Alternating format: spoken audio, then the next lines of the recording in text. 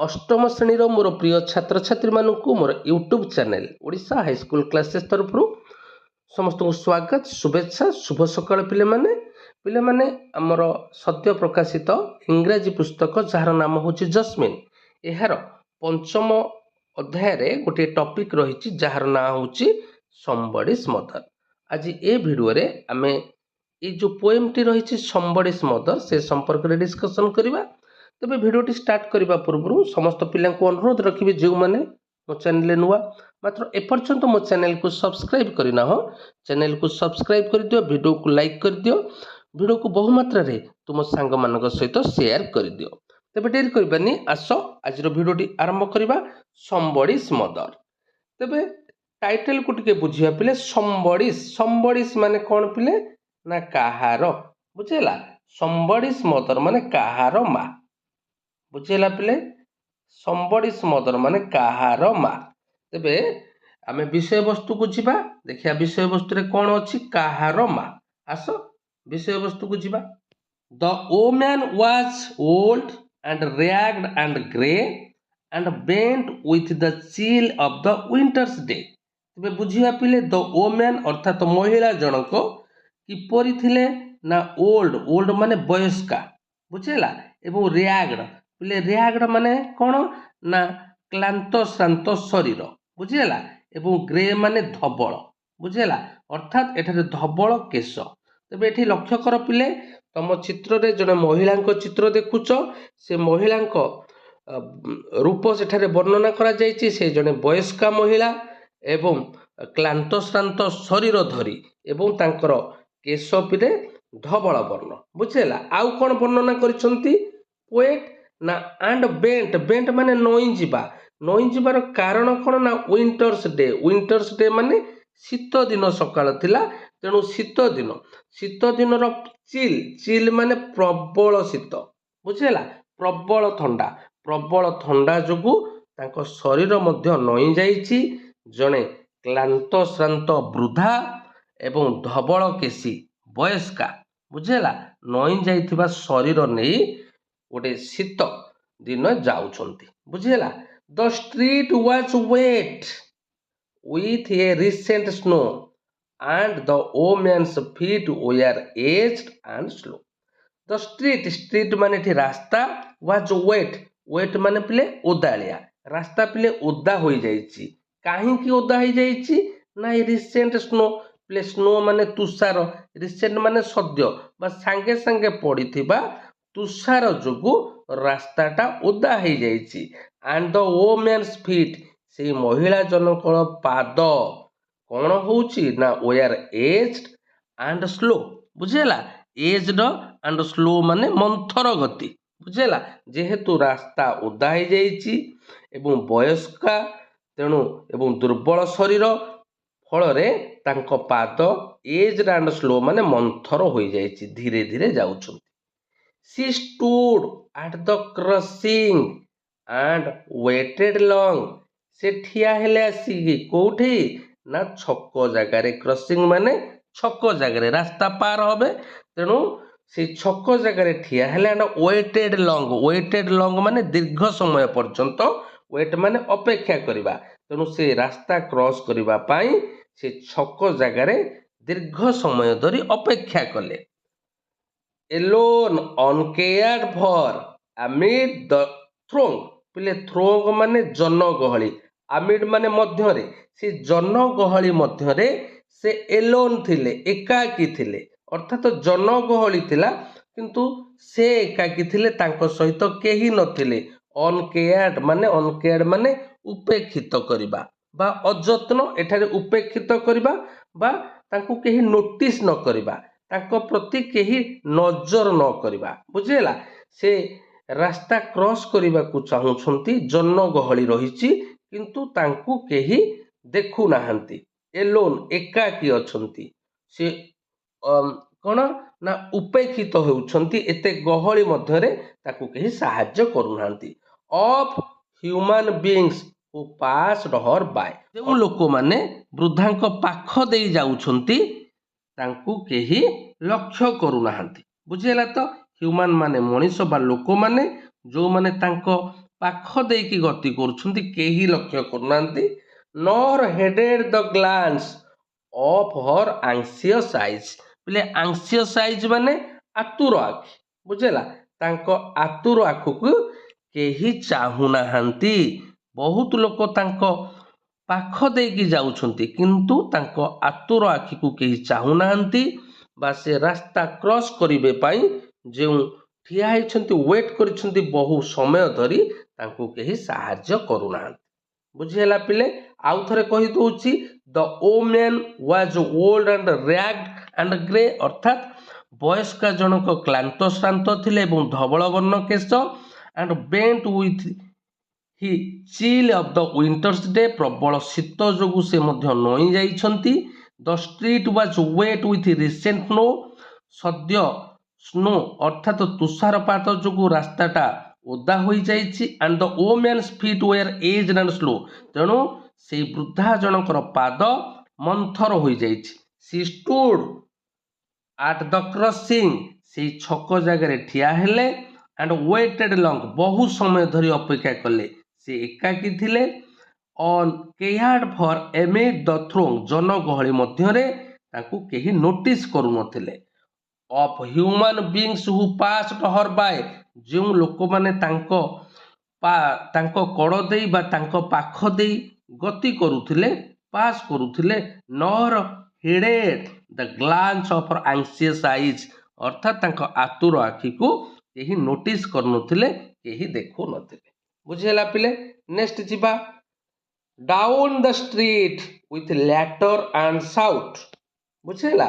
Down the street ଅର୍ଥାତ୍ ସେହି ରାସ୍ତାର ପଛରେ ଯେଉଁ ଠିଆ ହେଇଥିଲେ ଆମର ବୃଦ୍ଧା ଜଣକ, ତା ପଛ ପଟକୁ ୱିଥ୍ ଲ୍ୟାଟର ଆଣ୍ଡ ସାଉଟ୍। ପିଲେ ଲ୍ୟାଟର ମାନେ କୋଳାହଳ, ବୁଝିହେଲା, କୋଳାହଳ କରି ବଡ଼ ଜୋରରେ ପାଟି କରି, ସାଉଟ୍ ମାନେ ବଡ଼ ଜୋରରେ ପାଟି କରିବା, ବୁଝିହେଲା, କୋଳାହଳ କରି ଏବଂ ଜୋରରେ ପାଟି କରି। ଗ୍ଲାଡ୍ ଇନ୍ ଦ ଫ୍ରିଡମ୍, ଫ୍ରିଡମ୍ ମାନେ ସ୍ୱାଧୀନ, ବା ଏଠାରେ ଫ୍ରିଡମ୍ ମାନେ ଆମେ ବୁଝିବା ମୁକ୍ତି, ବୁଝିହେଲା। ଗ୍ଲାଡ୍ ମାନେ ଅତ୍ୟଧିକ ଆନନ୍ଦ ବା ଖୁସି, ଏବଂ school late out, school late out ମାନେ ବିଦ୍ୟାଳୟ ଛୁଟି ସମୟ, ବୁଝିହେଲା। ତେଣୁ ବିଦ୍ୟାଳୟ ଛୁଟି ହେଇଯାଇଛି, ସେଇ ବିଦ୍ୟାଳୟ ଛୁଟି ସମୟରେ ପିଲାମାନେ, ତୁମେମାନେ ପିଲେ ଯେତେବେଳେ ସ୍କୁଲ ଛୁଟି ହୁଅ ତୁମେ କିପରି ଆନନ୍ଦ ଅନୁଭବ କର, ସେହିପରି ବିଦ୍ୟାଳୟ ଛୁଟି ସମୟରେ ପିଲାମାନେ ଅତ୍ୟଧିକ ମୁକ୍ତି ପାଇ ଅତ୍ୟଧିକ ଆନନ୍ଦ ହୋଇ ବଡ଼ ପାଟି କରି ଏବଂ କୋଳାହଳ କରି ସେଇ ରାସ୍ତା ଦେଇକି ଯାଉଥିଲେ, ବୁଝିହେଲା। ଡାଉନ୍ ଦ ଷ୍ଟ୍ରିଟ୍, ସେଇ ରାସ୍ତାରେ ୱିଥ୍ ଲ୍ୟାଟର ଆଣ୍ଡ ସାଉଟ୍, କୋଳାହଳ କରି ଜୋରରେ ପାଟି କରି ଏବଂ ଆନନ୍ଦ ଅନୁଭବ କରି, ଅତ୍ୟଧିକ ଆନନ୍ଦ, କାହିଁକି ନା ସେ ଫ୍ରିଡମ୍ ହେଇଗଲେ, ମୁକ୍ତ ହେଇଗଲେ। ଫ୍ରମ୍ କୋଣ ନା ସ୍କୁଲ୍ସ ଟାଇମ୍, ଅର୍ଥାତ୍ ବିଦ୍ୟାଳୟ ଛୁଟି ହେଇଗଲା, ତେଣୁ ବିଦ୍ୟାଳୟ ଛୁଟି ପାଇଁ ସେ ଅତ୍ୟଧିକ ଆନନ୍ଦିତ ହୋଇ ରାସ୍ତାରେ କୋଳାହଳ କରି ଜୋରରେ ପାଟି କରି ଯାଉଥିଲେ। Came the boys like a flock of sheep, flock of sheep ମାନେ ମେଣ୍ଢା ଦଳ। ସେ ପିଲାମାନେ ଯେମିତି ଯାଉଥିଲେ, ଏଠାରେ ପୋଏଟ ବର୍ଣ୍ଣନା କରିଛନ୍ତି, ଯେମିତି ମେଣ୍ଢା ପଲ ଯାଆନ୍ତି ଦଳ ଦଳ ହେଇକି, ସେଇ ବଏଜ୍ ଅର୍ଥାତ୍ ସେଇ ବାଳକ ଦଳ, ବୁଝିହେଲା, ଛୁଟି ହେବା ପରେ ମେଣ୍ଢା ଦଳ ପରି ଯାଉଥିଲେ। ହେଲିଂ the snow piled white and deep, ବୁଝିହେଲା। ହେଲିଂ ମାନେ ପିଲେ କ'ଣ ନା ତୁଷାରପାତ, ବୁଝିହେଲା, ଏବଂ ପାଇଲ୍ଡ ମାନେ କ'ଣ ନା ଗଦା ହବା, ବୁଝିହେଲା, ବା ସ୍ତୂପ ସୃଷ୍ଟି କରିବା। ସେ ତୁଷାର ଗୁଡ଼ିକ ପଡ଼ି, ବୁଝିହେଲା, ସେ ତୁଷାରପାତ ହୋଇକି ସେ ତୁଷାର ଗୁଡ଼ିକ ଧଳା ଏବଂ ଡିପ୍, ଗଭୀର ଭାବରେ ଗଦା ସୃଷ୍ଟି କରିଛି ରାସ୍ତାରେ, ବୁଝିହେଲା। Hailing the snow piled white and deep past the woman so old and grey, ସେଇ ଦଳ ପିଲା, ଯେଉଁ ପିଲାଙ୍କୁ କବି ମେଣ୍ଢା ପଲ ସହିତ ତୁଳନା କରିଛନ୍ତି, ସେ ସେଇ ସ୍ତ୍ରୀ ଲୋକକୁ ଅତିକ୍ରମ କରିକି ଗଲେ। କୋଉ ସ୍ତ୍ରୀ ଲୋକ? ସେ ବୃଦ୍ଧା ଏବଂ ଧବଳ କେଶୀ, ବୁଝିହେଲା, ଧବଳ କେଶୀ ସ୍ତ୍ରୀ ଲୋକକୁ କ୍ରସ୍ କରିକି ଗଲେ। ହେସେଣ୍ଡ ଦ ଚିଲଡ୍ରେନ୍ ଅନ୍ ଦେୟାର ୱେ, ହେସେଣ୍ଡ ମାନେ ପିଲେ କ'ଣ ନା ତରବର ବା ଅତର୍ଛା ହେଇକି ବା ଚଞ୍ଚଳ, ବୁଝିହେଲା। ହେସେଣ୍ଡ ମାନେ ଚଞ୍ଚଳ, ସେ ପିଲାମାନେ ସେ ରାସ୍ତାରେ ସେଇ ବୃଦ୍ଧା ଜଣକୁ କ୍ରସ୍ କଲେ, ତରବର ହେଇ ବା ଚଞ୍ଚଳ ହୋଇ କ୍ରସ୍ କଲେ। ନର୍ ଅଫର୍ଡ ଏ ହେଲ୍ପିଂ ହ୍ୟାଣ୍ଡ ଟୁ ହର୍, ବୁଝିହେଲା, ସମସ୍ତେ ଦେଖିଛନ୍ତି ବୃଦ୍ଧାଙ୍କୁ, କିନ୍ତୁ କେହି ହେଲେ ନର୍ ଅଫର୍ଡ ଏ ହେଲ୍ପିଂ ହ୍ୟାଣ୍ଡ, ଅର୍ଥାତ୍ ସାହାଯ୍ୟର ହାତ କେହି ବଢ଼େଇଲେ ନାହିଁ। Show ମିକ୍ two ଟିମ୍ଡ afraid two stare, ପିଲେ ମିକ୍ ମାନେ କ'ଣ ମିକ୍ ମାନେ ହେଉଛି ଶାନ୍ତ, ବୁଝିଲା। ଟିମ୍ଡ ମାନେ ହେଉଛି ଭୟାଳୁ, ବୁଝିଲା। ମିକ୍ ମାନେ ଶାନ୍ତ ଏବଂ ଟିମ୍ଡ ମାନେ ଭୟାଳୁ। ସେଇ ଶାନ୍ତ ଏବଂ ଭୟାଳୁ ଆଫ୍ରେଡ ଟୁ ଷ୍ଟେୟାର, ବୁଝିଲା। ଆଫ୍ରେଡ ଟୁ ଷ୍ଟେୟାର ଅର୍ଥାତ୍ ସେ ଲକ୍ଷ୍ୟ କରିକି ରହିଥିଲେ ଯେ ଶାନ୍ତ ଏବଂ ଭୟାଳୁ ସେଇ ସ୍ତ୍ରୀ ଲୋକଟି ଅନ୍ୟ ଜଣର ସାହାଯ୍ୟ ଭିକ୍ଷା କରୁଥିଲେ। ସୋ ମିକ୍, ସୋ ଟିମ୍ଡ, ଆଫ୍ରେଡ ଟୁ ଷ୍ଟେୟାର, ଲେଷ୍ଟ ଦ କ୍ୟାରିଜ ହୁଇଲ୍ସ ଅର୍ ଦ ହର୍ସେସ୍ ଫିଟ୍। ସେ କାହିଁକି ଭୟ କରୁଥିଲେ, ଆଫ୍ରେଡ କାହିଁକି କରୁଥିଲେ? ଲେଷ୍ଟ ମାନେ କ'ଣ ନା ଲେଷ୍ଟ ମାନେ କାଳେ, ବୁଝିଲା। କାଳେ କ୍ୟାରେଜ ହୁଇଲ୍ ଅର୍ଥାତ୍ ସେ ଯେଉଁ ଯାନବାହନ ଯାଉଛି ସେ ମାଲ ବୁହା ଗାଡ଼ିର ଚକ, ହୁଇଲ୍ ମାନେ ଚକ, ଏବଂ ଦ ହର୍ସେସ୍ ଫିଟ୍, ହର୍ସେସ୍ ମାନେ ଘୋଡ଼ା, ଘୋଡ଼ାର ପାଦ କାଳେ ତାଙ୍କୁ ଚାପିଦବ, ବୁଝିଲା। ଏଥିପାଇଁ ସେ ଆଫ୍ରେଡ କରୁଥିଲେ, ଭୟ କରୁଥିଲେ, ତେଣୁ ରାସ୍ତା କ୍ରସ୍ କରିପାରୁନଥିଲେ। Should crowd her down in the slippery street. ଏବଂ ମଧ୍ୟ ସେ ଚିନ୍ତା କରୁଥିଲେ, ଆଉ ଭୟ କରୁଥିଲେ କାହିଁକି? ସ୍ଲିପରି ଷ୍ଟ୍ରିଟ୍, ସ୍ଲିପରି ମାନେ ଯେଉଁ ଓଦା ହେଇଥିଲା ରାସ୍ତା, ସେ ଓଦା ରାସ୍ତାରେ କାଳେ ତାଙ୍କ ପାଦ ସ୍ଲିପ୍ କରିଯିବ, ବୁଝିଲା। ସେଥିପାଇଁ ମଧ୍ୟ ସେ ଭୟ କରୁଥିଲେ। At last came one of the merry troop, troop ମାନେ ଦଳ, ସେ ଯେଉଁ ବାଳକ ଦଳ ମଧ୍ୟରୁ ଜଣେ, ବୁଝିଲା।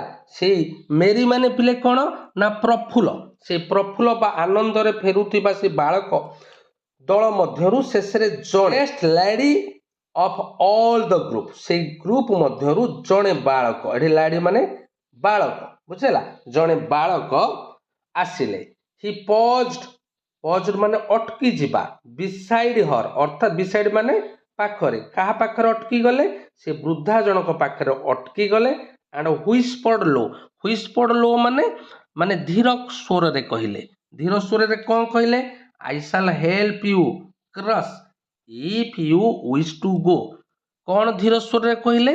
ନା ଆପଣ ସେ ପାଖକୁ ଯିବାକୁ ଚାହିଁଲେ ମୁଁ ଆପଣଙ୍କୁ ରାସ୍ତା ପାର କରିଦେବି, ବୁଝିଲା ତ।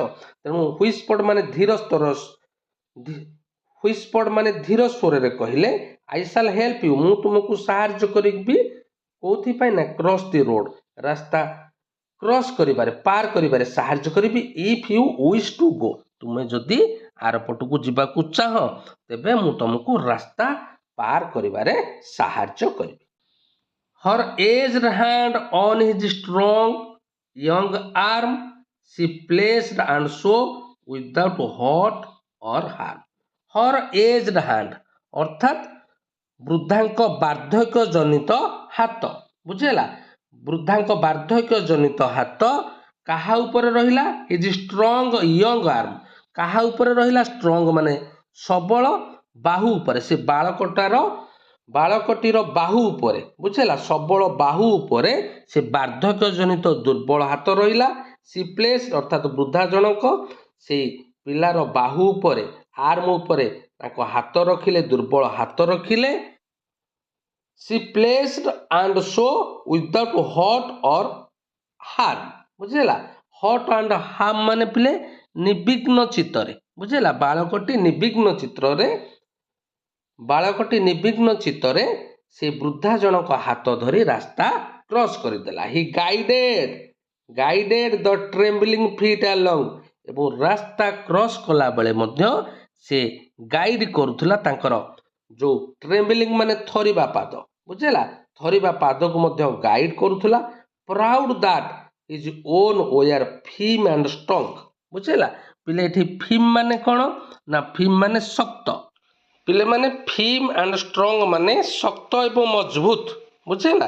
ସେ ପିଲାର ପାଦ କିନ୍ତୁ ଶକ୍ତ ମଜବୁତ ଥିଲା, କିନ୍ତୁ ବୃଦ୍ଧା ଜଣକ ପାଦ ଥରୁଥିଲା। ତେଣୁ ସେ ପିଲାଟି ତାର ପାଦ ଶକ୍ତ ଏବଂ ମଜବୁତ ଥିବାରୁ ସେ ନିଜକୁ ଗର୍ବ ଅନୁଭବ କରୁଥିଲା। Then back again to his friends, ତାପରେ ରାସ୍ତା କ୍ରସ୍ କଲା ପରେ ବାଳକଟି ତାଙ୍କ ସାଙ୍ଗ ଦଳକୁ ଆସିଲା।